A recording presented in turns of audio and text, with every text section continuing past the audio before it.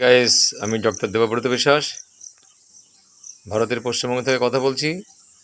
তো আমি একজন হোমিওপ্যাথিক চিকিৎসক। তো আজকে যে টপিক নিয়ে আলোচনা করতে চাই সেটা হচ্ছে ইরিটেবল বাউল সিনড্রোম।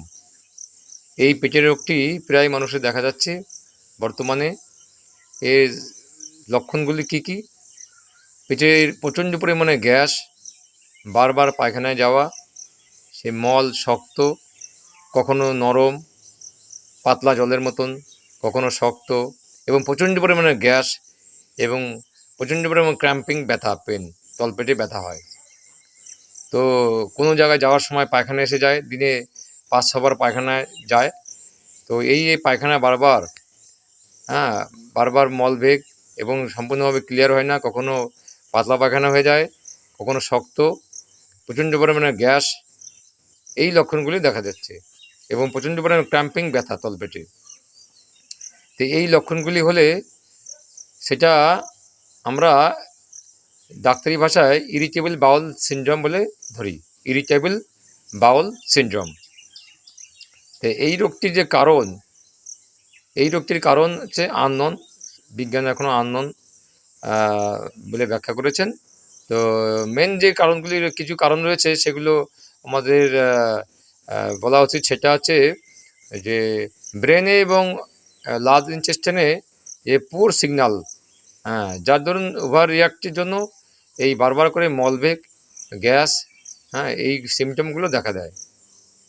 পাতলা পায়খানা, কখনো শক্ত মল, তলপেটে প্রচণ্ড ব্যথা, এইগুলো দেখা দেয়।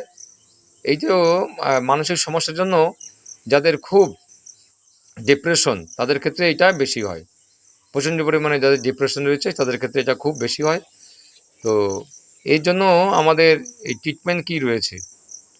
এর ভালো ট্রিটমেন্ট রয়েছে, সেটা হচ্ছে আমাদের একটা আয়ুর্বেদিক মেডিসিন রয়েছে, সেটা হচ্ছে আর্টিচোক।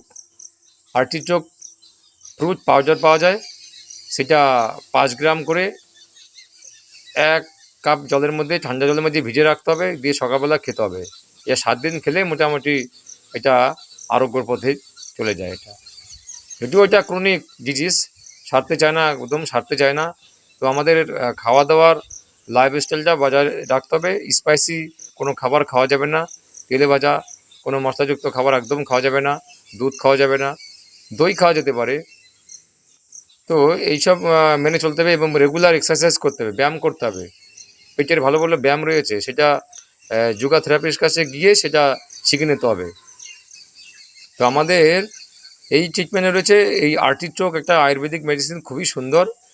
এটা অনলাইনে কেনা যাবে, কিনে এগুলো খাওয়া যেতে পারে। কোনো চিকিৎসকের পরামর্শ অনুসারে খেলে খুবই ভালো হয়।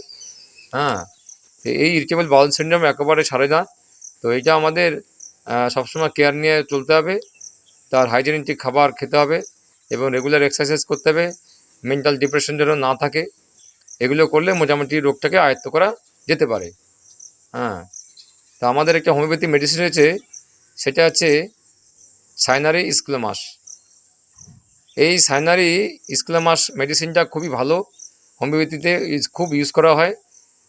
এবং আর্জেন্টিয়াম নাইট্রিকাম রয়েছে, এই ইরিটেবল বাউল সিনড্রোমের জন্য খুব ভালো মেডিসিন রয়েছে। তো এগুলো ট্রিটমেন্ট করলে মোটামুটি রোগীকে সুস্থ রাখা যায়। তো আজকে এই পর্যন্ত বন্ধুরা, তোমরা ভালো থাকো। আগামী দিনে আমি নতুন নতুন আবার হেলথের টপিক নিয়ে আসবো। আজকে এই পর্যন্ত। আমার চ্যানেলটি নতুন ফলোয়ার হয়ে থাকে, সাবস্ক্রাইব করবে এবং ফলো বাটনে ফলো করে রাখবে এবং কমেন্ট করবে।